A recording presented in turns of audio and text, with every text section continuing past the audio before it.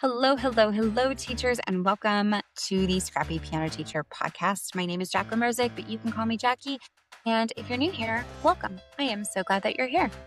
I have a really fun episode for you today. This past week, we had a Scrappy Circle meetup, and this is a free meetup that I offer every once in a while. And the topic was on summer camps. So what I really wanted was for teachers who offer summer camps to other teachers, I wanted them to share what they had. Because sometimes I feel like I'm always on Google or I'm perusing through the Facebook groups and I'm trying to find all these different camps and links, or maybe I see something and I think mentally, oh, I need to look at that later. And then a few months later, I'm thinking, what was it that I looked at? So I thought, you know what? Why don't we just try to do as much as possible in one session? And not only that, but make some kind of a spreadsheet with as many links as we possibly can. And that's what we did. Now, I have to tell you, I think piano teachers and music teachers in general, you guys are just the most creative people. As soon as I think that I have it all figured out, which isn't very often, but just when I do think I have it figured out, I hear another idea that's amazing and creative and innovative and smart. And I think, oh, maybe I'm going to try this. I think that's why I'm always trying so many different things, because I talk to so many of you and you all have just phenomenal ideas.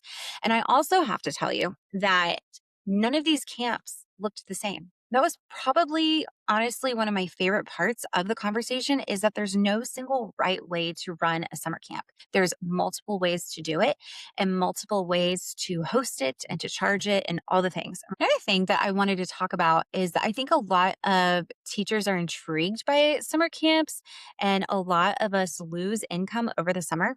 A lot of us lose consistency with students over the summer, and some teachers even lose students altogether. So it isn't always the easiest part of the year for a lot of us.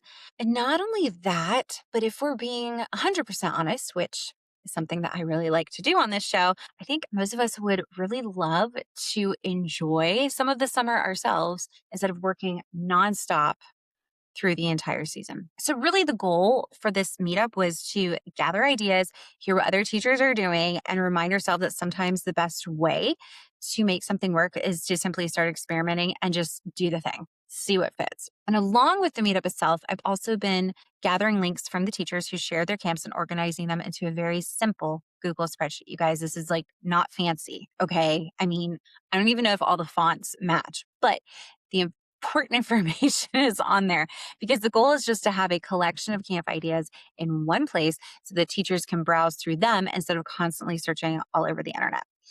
So today I'm going to share a few of the ideas that came out of the meetup and talk through some of the different ways teachers are approaching summer camps in their studios, as well as some snippets from the teachers themselves from the meetup. So let's go ahead and jump in. Our first share came from Jennifer Fox, who runs musiceducatorresources.com. She has oodles of resources for teachers, including several summer camps that you definitely will want to check out. One that she highlighted during the meetup was a silent film camp where students create short silent movies and then perform the music along with them. And this one really resonated with me because just a few weeks ago, I shared a podcast episode about running a silent film recital in the studio. So if that idea caught your interest, this camp concept might be right up your alley as well. In Jennifer's camp, students create their own silent movie scenes and then either compose or select music that matches the action in the film. At the end of the camp, those films can even be shown in a recital style performance. Another part of Jennifer's camp involves slow motion animation, which looked like a lot of fun. It's definitely not something I've ever thought of doing. And instead of me trying to explain all the details, let's listen to a little bit of what Jennifer shared during the meetup. It's totally possible to do this all as a summer camp experience with the recital at the end. I would just suggest that they use music that they're already very familiar with. But I thought I would give a quick example of one of my students. She participated in camp in 2016 and then again in 2024. So back in 2016, she wanted to do a solo silent movie, meaning she was the only actor. And so I thought it would be really fun to take that and then combine it with 8 years later. And so she's constantly turning off the alarm. Then we decided, okay, we're going to make this 8 years later. So it was just so fun to show that one at the recital. And her mom joked, that That's totally accurate. Okay, another one I wanted to highlight is stop motion. Stop motion has always been something I've been fascinated with and thought it would be a fun camp, adding in a music element. So this one is also an 8-hour camp that can be easily be longer. So like Let's Go to the Movies, students experience firsthand the process of stop motion animation. They create their own story, learn how to create short animated sequences, and bring their stop motion movie to life with music, optional sound effects, and then also narration. Jennifer has quite a few other resources and camps available. And if you're listening in real time, she currently has a coupon available through March 31st, 2026. I'll put the link to her website along with the coupon information in the show notes if you'd like to explore those resources. The next camp idea came from Kay Lowry, who runs the website Piano Music for Kids. Kay shared a really unique camp idea. So, one of her camps focused on famous artists. And what I love about it is that she actually collaborated with other teachers, as in art teachers in her community, to help bring it to life. So, each day of the camp focuses on a different artist. Students learn a little bit about the artist's life and work. They listen to stories and rhythm. Then they connect these ideas to music activities and art projects. And instead of me trying to summarize this one, I think it's probably better if I let Kay describe how she structured that camp. So the first camp I did was in conjunction with this wonderful preschool art teacher. And we did 25 preschoolers in my backyard with some of their parents. Day one was Pablo Picasso. Every day in the camp, you get background on the artist, examples of their work to share, and best of all, you get links to resources about these artists so that you can know a little bit before you get started. And one of the things we did every day that was so effective is we had a circle time and we read a storybook, and those links are in the resource. The kids were mesmerized by the stories of these famous artists and the examples of what they did. Every day there were also music activities. Day 2 was my favorite because I found out that Kandinsky had synesthesia. So when he saw colors, he heard music. And we created art from his circle studies. I've got 12 musical activities in this resource that you could choose to adapt for every day. Day 3 was Whistler. Every day was piano time, and we played songs about colors. And so we were able to showcase those at the end of the camp. Kay also shared a few other camp ideas that she's created, including camps focusing on nature themes, which was really beautiful, rhythm activities, and even classical music exploration. Next up on our list of camp creators was Corey Bell. Corey shared a couple of camps and resources that she offers through her studio, and she also talks about how camps can be used as a really effective recruitment tool for bringing new students into your studio. I also offer a how to run a summer camp workshop that walks you through all of the questions that you need to think about as you get ready for a summer camp, between themes and the style, the length. I know somebody was talking about the format of 4 days a week for 2 hours a day, which is how I like to do camps. But some teachers will do it on a weekend. They'll just do a Saturday camp for 4 hours. So there are a lot of different ways you can do camp. Another thing I walk through is a timeline for marketing and communication. And there are also sample emails in there for you to communicate with parents, and a registration form. There's all these little pieces that you have to kind of put together. So I tried to put it all in one thing. I also talk about how to create your own curriculum if that's something you're interested in, because there might camp that's specific to what you want to offer for your studio. So there's just a process in how you would kind of think about where to start in teaching what you want to accomplish with your camp and how to get there. Corey also mentioned another great idea, which is using some of her composer resources and turning those into camps as well.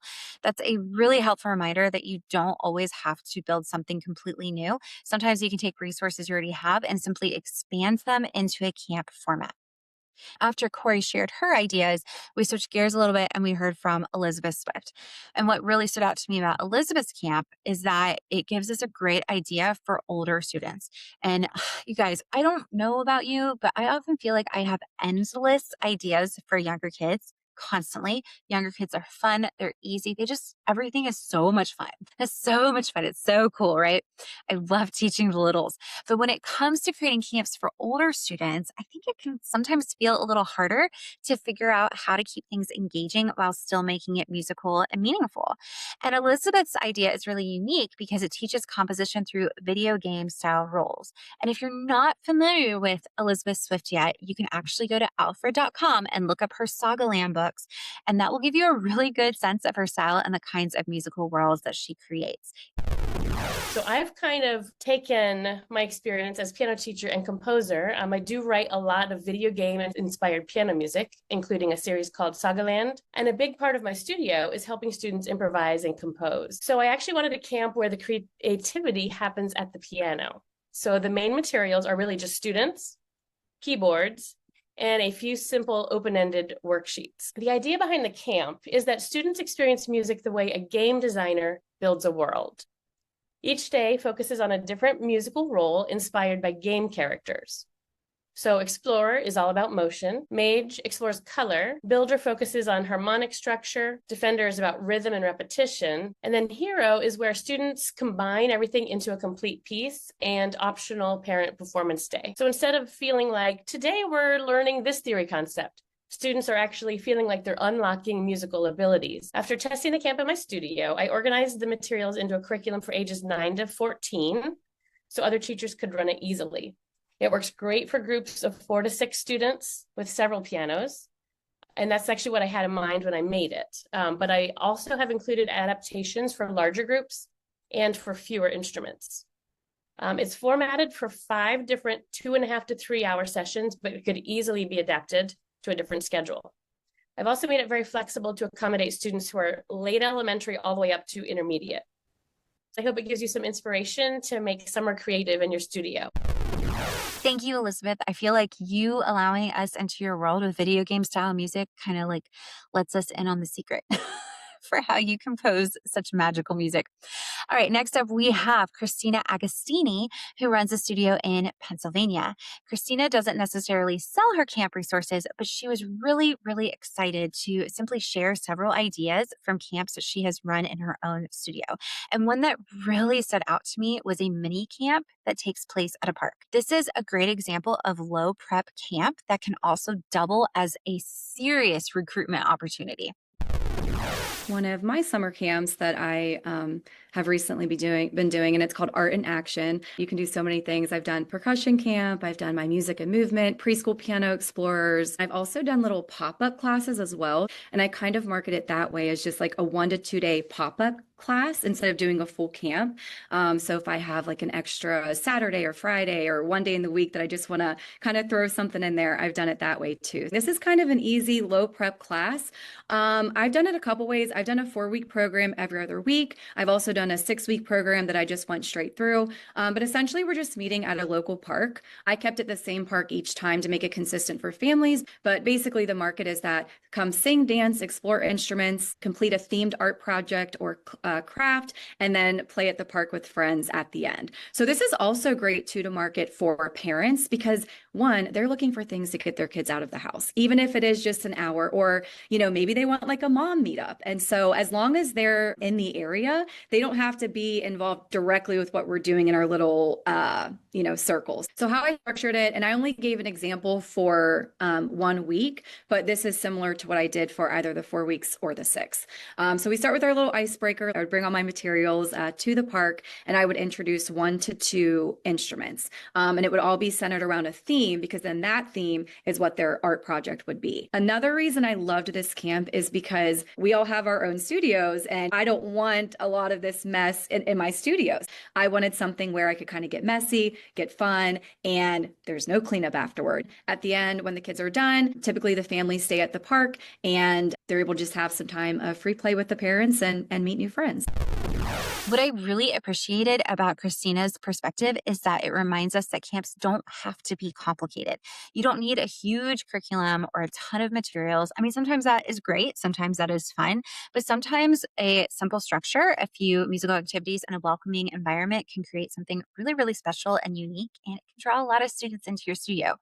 The final camp idea that was shared during the meetup was actually one of my own. So if you've ever been around my studio in person, or if you've been on the podcast for a while, you might already know that I've been dabbling for several years with creating musical stories about my dog, Coda, to use with my younger students. The main reason why I did it was because I just needed more music for my littles, and I needed it to be easy, quickly accessible, and I needed it to sound good and be something that they would be excited about. So every book that I create includes 4 chapters, and each chapter has activities that prepare students to play the music that goes along with the story. There are also get ready to play activities with movement and options for either a rote piece or a pre-reader piece, depending on the student and your specific teaching style. So what I've done is I've taken that book. It's called Coda and the Mysterious Ball because there is a mystery to it. But I've taken it and I have been outlining a 4-day summer camp that follows the story of Coda. So each day focuses on different musical elements that are connected to the story. The camp is structured as 4 days. It's 2 hours per day with an optional 5th day if you want to include a performance or an open house of sorts. For example, on the very first day of the story, Coda gets a brand new toy.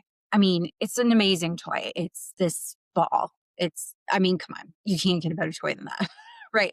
So because it's a ball, it's really easy to make the focus on articulation that day. You can bounce the ball, make it nice and staccato. You can roll the ball and do legato. So the students explore the bouncy sounds, the smooth sounds, and movement activities that connect to those ideas before they even go to the piano. So example, they come in, we do lots of activities, we read the story, we have a snack time, we have a video time, we have lots of activities with the rhythm and articulation and feeling the music, almost like a Dal Crowes style type thing. And then we learn that piece of music. And I will teach it either by rote or I will give them the pre-reader depending on where they are in their musical journey. And they'll take just that part home with them. And the next day, we will go to the second part of the story where Coda is playing with some of her doggy friends. And this gives us a really great opportunity to explore dynamics. So it's the same thing. We read the next chapter together. We incorporate many of these elements, including dynamics, and we learn another piece of music. And these are short pieces. These are pretty easy to learn. The next day, we move on with that. It's got a little mystery in the story. We do improv. The 4th day, we move on even more with the story. It focuses on tempo, and we see who actually is moving Coda's ball. We solve the mystery on the 4th day. And then the optional 5th day can be a performance day where students actually act the story out for their parents, or they just simply perform their pieces, or, you can even turn it into a relaxed open style recital, which I've done that before too. The Coda book itself is currently available, and if you're listening in real time, it's actually on sale for 20% off until March 27th of 2026 with the code MTNA150. I'll put that link in the show notes along with all the other links, and you can find it at scrappypianoteacher.com/Coda. And if you purchase the book, you'll also receive credit toward the camp packet that will be released on April 1st. Going back to the meetup, in the final part, we had a really thoughtful Q&A discussion that was about the practical side of running camps. And one of the things I appreciated most is that there really was not just one answer. I mean, each teacher had a slightly different approach depending on their studio and their families. It was really, really interesting to hear. But one of the biggest questions, and the first questions, was how camps actually fit into a studio schedule and how you charge for them. So some teachers offer camps in addition to summer lessons, while others actually replace summer lessons with camps or group lessons. For example, one teacher shared that during the summer, she moves all of her students into group classes instead of private lessons. So families can sign up for whichever weeks work for them, and that allows her to teach fewer days while still keeping students connected to the studio. Another teacher shared that she runs camps early in the summer and then offers something called practice packets for students who are traveling. Those include video lessons and activities so that students can keep learning even when they are away. Kind of like an asynchronous video collection for the students. And that was Jennifer Fox, by the way. She does have those practice packets on her website. Another teacher mentioned that she only runs camps in June instead of private lessons, which allows her to generate enough income to take August off before the fall semester begins. So there were a lot of creative ways teachers were structuring their summers. Okay, so another big question that kept coming up was tuition and pricing, which, yes, I would really hope that that would be an important question for all of us, right? So some teachers run a 9-month tuition structure and then offer camps or lessons a la carte during the summer months. Other teachers use camps specifically as recruitment tools for bringing in new students, especially beginners who want to try piano before committing to lessons. These are all great ideas. I think they're fantastic. Actually, one teacher said, who I think it was Kay Lowry, she mentioned that doing the 9-month tuition structure and then offering camps or lessons a la carte, she actually brought in more money one summer or multiple summers. I don't remember. You'd have to watch the video, but I thought that was really interesting. So, what do I do in my own studio? Well, I'll share that with you. I run a 12-month tuition structure. So during the summer, families have a choice. They can either take a certain number of lessons or throughout the summer, or they attend a summer camp instead. And interestingly enough, the number of hours students spend at the camp often ends up exceeding the number of hours that they would have in their private lessons or buddy lessons over the summer. So that structure allows me to keep the same monthly tuition throughout the year while still giving families the flexibility to travel and enjoy their summer. I have offered music camps in the past, and I have had literally not one sign up. And then last year, that's all anybody wanted to do. They all wanted to do the summer camps. So, it really just depends. You just gotta, what did they say? You gotta throw those wet noodles at the wall, see what sticks, right? So the big takeaway from that whole conversation was that there really is just not one way to do summer camps. You can run them large, you can run them small, you can run them as recruitment events or something just for your current studios. Another one of my favorite parts of hosting these Scrappy Circle meetups is hearing how differently everyone approaches the same challenge, because it just wows me. It just wows me at how many different ways there are to do it. And they're just not wrong. They're just different. And I love that so much. I don't know if I've gotten that point across yet. I think I have. So I guess what I'm trying to say is that if summer camps are something that you've been curious about and maybe you felt a little intimidated about them, my encouragement would definitely be to start simple. Try just one idea, test it with your students, see what works for your studio and your families, and then just adjust it from there. And if you would like to explore some of the camps and resources that were shared during the meetup, I put together a Google spreadsheet. Remember, it's very simple. Give me grace there, guys. It's not pretty, but it's got the information that you need. And it's got all the links, and it is a freebie. I do have it on my resources at scrappypianoteacher.com that you can download, and you can have that for good. You can find that link along with the replay of the meetup and the websites of the creators who shared today. Now, if this conversation sparked an idea for your own summer programming, I'd love to hear what you're thinking about to try in your studio. And if you go ahead and download these links and you're like, oh my gosh, Jackie, you missed this really, really amazing summer camp link, send it to me and I will update that as I get them. Okay, guys, that's all I have for you today. If you're going to be at MTNA 2026, come and see me. I will have my own table, and also message me and tell me so that we can see each other, because I just love meeting up with all the teachers. I plan on doing lots of little surprises planned for the MTNA. Let's put it that way. So definitely stay tuned. Okay, in the meantime, I think you guys are great. Let me know what you decide to do for summer either way, and I'll talk to you later. Bye.